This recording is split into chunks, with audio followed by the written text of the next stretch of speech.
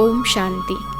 आज 31 जुलाई 2025 की बाबा की साकार मुरली है। मुरली के महावाक्य हैं, मीठे बच्चे, तुम सवेरे सवेरे उठकर बहुत प्यार से कहो बाबा गुड मॉर्निंग। इस याद से ही तुम सतो प्रधान बन जाएंगे। प्रश्न है, एक्यूरेट याद द्वारा बाप की करंट लेने के लिए मुख्य किन गुणों की आवश्यकता है? उत्तर है, बहुत धैर्यवत हो, समझ और गंभीरता से अपने को आत्मा समझ याद करने से बाप की करंट मिलेगी और आत्मा सतो प्रधान बनती जाएगी। तुम्हें अभी बाप की याद सतानी चाहिए, क्योंकि बाप से बहुत भारी वर्षा मिलता है। तुम कांटों से फूल बनते हो, सब दैवी गुण आ जाते हैं। ओम शांति। बाप कहते हैं, मीठे बच्चे, ततत्वम अर्थात तुम आत्माएं भी शांत स्वरूप हो। तुम सर्व आत्माओं का स्वधर्म है ही शांति। शांति धाम से फिर यहाँ आकर टॉकी बनते हो।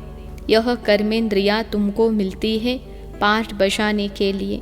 आत्मा छोटी बड़ी नहीं होती है, शरीर छोटा बड़ा होता है। बाप कहते हैं, मैं तो शरीरधारी नहीं हूँ, मुझे बच्चों से सम्मुख मिलने आना होता है। समझो जैसे बाप हैं, उनसे बच्चे पैदा होते हैं, तो वह बच्चा ऐसे नहीं कहेगा कि मैं परमधाम से आकर जन्म ले माता पिता से मिलने आया हूँ। भल कोई नई आत्मा आती है किसके भी शरीर में, व कोई पुरानी आत्मा किसके शरीर में प्रवेश करती है, तो ऐसे नहीं कहेंगे कि माता पिता से मिलने आया हूँ। उनको ऑटोमेटिकली माता पिता मिल जाते हैं। यहाँ यह है नई बात। बाप कहते हैं, मैं परमधाम से आकर तुम बच्चों के सम्मुख हुआ हूँ, तुम्हें नॉलेज देता हूँ, क्योंकि मैं नॉलेजफुल, ज्ञान का सागर। मैं आता हूँ तुम बच्चों को पढ़ाने, राजयोग सिखाने। तुम बच्चे अभी संगम पर हो, फिर जाना है अपने घर, इसलिए पावन तो ज़रूर बनना है। अंदर में बहुत खुशी होनी चाहिए। ओहो, बेहद का बाप कहते हैं, मीठे मीठे बच्चों, मुझे याद करो तो तुम सतो प्रधान विश्व का मालिक बनेंगे। बाप बच्चों को कितना प्यार करते हैं। ऐसे नहीं कि सिर्फ टीचर के रूप में पढ़ाकर घर चले जाते हैं। यह तो बाप भी है, टीचर भी हैं। तुमको पढ़ाते हैं, याद की यात्रा भी सिखलाते हैं। तो विश्व का मालिक बनाने वाले, पतित से पावन बनाने वाले बाप के साथ बहुत लव होना चाहिए। सवेरे सवेरे उठकर पहले पहले शु बाबा से गुड मॉर्निंग करना है। बच्चों को अपने दिल से पूछना है कि हम सवेरे उठकर कितना बेहद के बाप को याद करते हैं। सवेरे उठ बाबा से गुड मॉर्निंग करें, ज्ञान के चिंतन में रहें तो खुशी का पारा चढ़े। मुख्य है ही याद, इससे भविष्य के लिए बहुत भारी कमाई होती है। कल्प कल्पांतर यह कमाई काम आएगी। तुम्हें बड़ा धैर्यवत बन गंभीरता और समझ से याद करना है। मोटे हिसाब में तो भल कह देते हैं कि हम बाबा को बहुत याद करते हैं, परंतु एक्यूरेट याद करने में मेहनत है। जो बाप को जास्ती याद करते हैं उनको करेंट जास्ती मिलती है, क्योंकि याद से ही याद मिलती है। योग और ज्ञान दो चीज़ें हैं। योग भी बहुत भारी सब्जेक्ट है। योग से ही आत्मा सतो प्रधान बनती है। याद बिना सतो प्रधान होना असंभव है। अच्छी रीति प्यार से बाप को याद करेंगे तो ऑटोमेटिकली करंट मिलेगी, हेल्दी बन जाएंगे। करंट से आयु भी बढ़ती है। बच्चे याद करते हैं तो बाबा भी सर्च लाइट देते हैं। मीठे बच्चों को यह पक्का याद रखना है, शु बाबा हमको पढ़ाते हैं। शु बाबा पतित पावन भी हैं, सदगति दाता भी हैं। सदगति माना स्वर्ग की राजाई देते हैं। बाबा कितना मीठा है, कितना प्यार से बच्चों को बैठ पढ़ाते हैं। बाप दादा द्वारा हमको पढ़ाते हैं। बाबा बच्चों को कितना प्यार करते हैं, कोई तकलीफ नहीं देते, सिर्फ कहते हैं मुझे याद करो और चक्र को याद करो। बाप की याद में दिल एकदम ठहर जानी चाहिए। एक बाप की ही याद सतानी चाहिए, क्योंकि बाप से वर्षा कितना भारी मिलता है। अपने को देखना चाहिए, हमारा बाप से कितना लव है, कहाँ तक हमारे में दैवी गुण है, क्योंकि तुम बच्चे अब कांटों से फूल बन रहे हो। जितना जितना योग में रहेंगे उतना कांटों से फूल सतो प्रधान बनते जाएंगे। जो बहुत कांटों को फूल बनाते हैं उन्हें ही सच्चा खुशबूदार फूल कहेंगे। वह कभी किसको कांटा नहीं लगाएंगे। क्रोध भी बड़ा कांटा है, बहुतों को दुख देते हैं। अभी तुम बच्चे कांटों की दुनिया से किनारे पर आ गए हो। तुम हो संगम पर।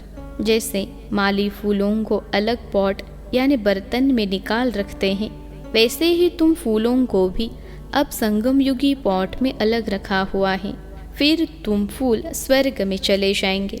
कलयुग कांटे भस्म हो जाएंगे। बाप कहते हैं, मीठे बच्चे, तुम बहुतों का कल्याण करेंगे उतना तुमको ही उजुरा मिलेगा। बहुतों को रास्ता बताएंगे तो बहुतों की आशीर्वाद मिलेगी। ज्ञान रत्नों से झोली भरकर फिर दान करना है।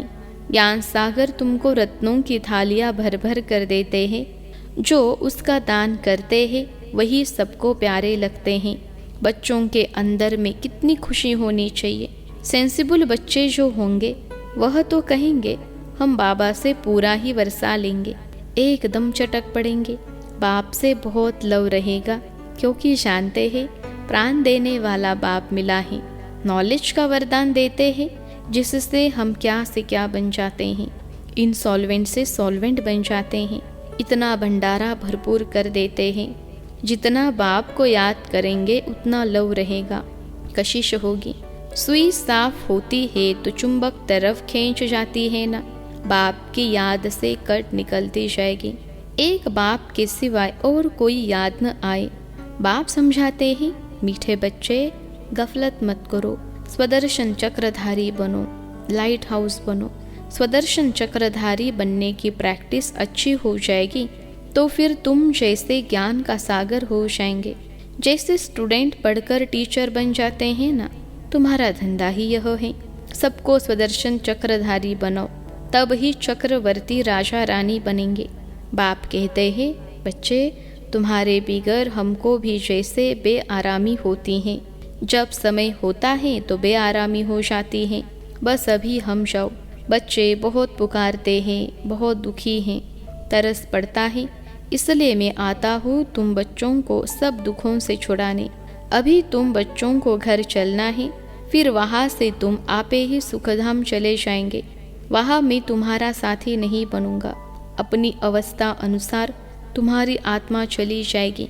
अच्छा, मीठे मीठे सिखिलते बच्चों प्रति माता पिता बाप दादा का याद प्यार और गुड मॉर्निंग। रूहानी बाप की रूहानी बच्चों को नमस्ते।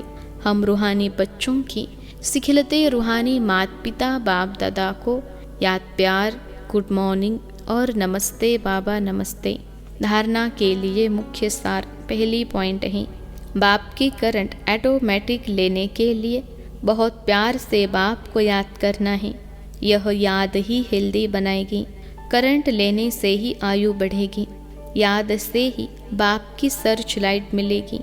दूसरी पॉइंट है, गफलत छोड़ स्वदर्शन चक्रधारी लाइट हाउस बनना है। इससे ही ज्ञान सागर बन चक्रवर्ती राजा रानी बन जाएंगे। आज का वरदान है, सबको खुशखबरी सुनाने वाले खुशी के खजाने से भरपूर भंडार भव।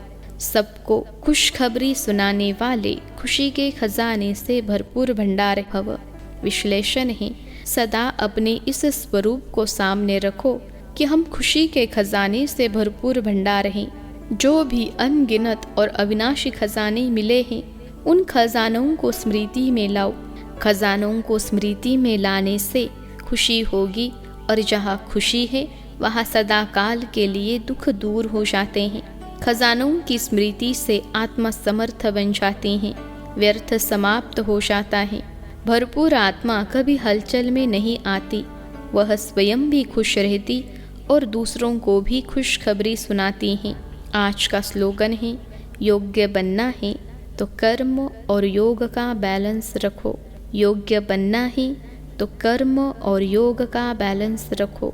अव्यक्त इशारे, संकल्पों की शक्ति जमा कर श्रेष्ठ सेवा के निमित्त बनो। सेवा में मुख द्वारा संदेश देने में समय भी लगाते हो, संपत्ति भी लगाते हो, हलचल में भी आते हो, थकते भी हो, लेकिन श्रेष्ठ संकल्प की सेवा में यह सब बच जाएगा। तो इस संकल्प शक्ति को बढ़ाओ, दृढ़ता संपन्न संकल्प करो तो प्रत्यक्षता भी जल्दी होगी। ड्रामा के कुछ रहस्य संदेश पुत्रियों द्वारा। पहला, विराट फिल्म यानी ड्रामा में हर एक मनुष्य आत्मा में अपनी अपनी पोजीशन अनुसार सारे जीवन का ज्ञान अथवा एक्ट पहले से ही मर्ज रूप में रहती है। जीवात्मा में सारे जीवन की पहचान मर्ज होने कारण समय पर इमर्ज होती है। हर एक में अपनी अपनी संपूर्णता की अवस्था अनुसार जानकारी अथवा एक्ट जो मर्ज है वही समय पर इमर्ज होती है, जिससे तुम हरेक जानी जाननहार बन जाते हो। दूसरा, इस विराट फिल्म की सेकेंड सेकेंड के एक्ट नहीं होने के कारण तुमको ऐसा समझ में आएगा जैसे कि अभी अभी यहाँ आई हो। हर सेकेंड के एक्ट अलग होती हैं करके कल्प आगे वाली घड़ी रिपीट होती हैं, परंतु जिस समय प्रैक्टिकल लाइफ में चलते हो उस समय नई महसूस होती हैं। इसी समय से आगे बढ़ते चलो। ऐसे कोई कह नहीं सकता कि मैंने तो ज्ञान प्राप्त कर लिया, अब मैं चाहती हूँ। नहीं, जब तक विनाश हो तब तक सारी एक्ट और सारा ज्ञान नया है। तीसरा, इस विराट ड्रामा की जो भावी बनी हुई है वह निश्चय से ही बनी हुई है। भावी को कोई टालता है या बनाता है, वो सब अपने ऊपर है। खुद का शत्रु और खुद का मित्र मैं ही हूँ। अभी तुम्हें बहुत रमणीक स्वीट बनना और बनाना है। चौथा, इस विराट फिल्म में यह सहन करना भी तुम्हारे लिए कल्प पहले वाला एक मीठा सपना है, क्योंकि तुम्हें फिर भी कुछ होता नहीं है। जिन्होंने भी तुम्हें तंग किया है वो भी कहेंगे कि मैंने इनको इतना तंग किया, दुखी किया, परंतु यह तो फिर भी डिवाइन यूनिटी, सुप्रीम यूनिटी, विजयी पांडव बनकर रहते हैं। इस बनी हुई भावी को कोई टाल नहीं सकता। पांचवा, इस विराट फिल्म में देखो कैसा वंडर है जो तुम प्रत्यक्ष पांडव भी आए पधारे हो और तुम्हारे पुराने चित्र और निशानियाँ भी अब तक कायम हैं। जैसे पुराने कागज, पुराने शास्त्र, गीता, पुस्तक आदि संभाल कर रखते हैं, फिर उसका बहुत मान होता है। ऐसी पुरानी चीज़ें कायम होते हुए अब नई वस्तु इन्वेंशन होती हैं। पुरानी गीता प्रैक्टिकल में होते, नई गीता इन्वेंट हुई है। पुराने की अंत तब होती जब नए की स्थापना हो। अभी तुम प्रैक्टिकल में ज्ञान को जीवन में प्रत्यक्ष धारण करने से दुर्गा, काली आदि बनी हो। फिर पुराने स्थूल जड़ चित्रों का विनाश होता है और नए चैतन्य स्वरूप की स्थापना होती है। छठा, इस विराट फिल्म प्लान अनुसार संगम के स्वीट समय आप अनन्य देवी बच्चे ही विकारों पर विजय प्राप्त कर वैकुंठ की स्वीट लॉटरी पाते हो। आपका यह ललाट कितना लकी है। इस समय तुम नर और नारी अविनाशी ज्ञान से पूज्य योग्य देवता पद प्राप्त करते हो। यही है इस संगम के सुहावने वायुमंडल समय की वंडरफुल रीति। सातवां, ईश्वर साक्षी हो देख रहा है।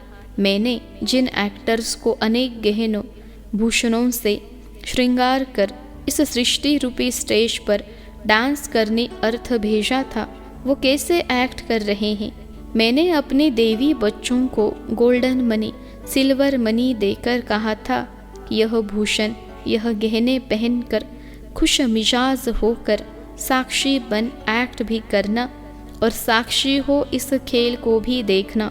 फंसना नहीं, लेकिन आधा कल्प राज्य भाग्य भोग कर फिर आधा कल्प अपनी ही रची हुई माया में फंस गए। अब फिर मैं तुम्हें कहता हूँ, इस माया को छोड़ दो। इस ज्ञान मार्ग में विकारी कार्य से पलट निर्विकारी बनने से आदि मध्य अंत दुख से छूट जन्म जन्मांतर के लिए सुख प्राप्त कर लेंगे। आठवां, अपने से कोई भी ऊंच अवस्था वाले द्वारा यदि कोई सावधानी मिलती है तो उनको राजयुक्त उठाने से ही कल्याण है। उनके भीतर के राज को जानना चाहिए कि इसमें अवश्य कोई कल्याण समाया हुआ है। यह जो पॉइंट मुझे इनके द्वारा मिली वह बिल्कुल यथार्थ है। उसे बहुत खुशी से स्वीकार करना चाहिए, क्योंकि अगर मेरे द्वारा कभी कोई भूल हो गई तो वह पॉइंट याद आने से स्वयं को करेक्ट कर लेंगे। इसलिए कोई भी सावधानी हो, बहुत विशाल बुद्धि से धारण करने से तुम उन्नति को प्राप्त कर सकेंगे। 9वां, अभी तुम्हें नित्य अंतर्मुख होकर योग में रहना है, क्योंकि अंतर्मुख होने से स्वयं को देख सकेंगे। सिर्फ देखेंगे नहीं, परिवर्तन भी कर सकेंगे। यही है सर्वोत्तम अवस्था। जब पता है हर एक अपनी स्टेज प्रमाण पुरुषार्थी है, तो कोई भी पुरुषार्थी के लिए आर्ग्यू नहीं चल सकती, क्योंकि वो अपनी स्टेज अनुसार पुरुषार्थी हैं।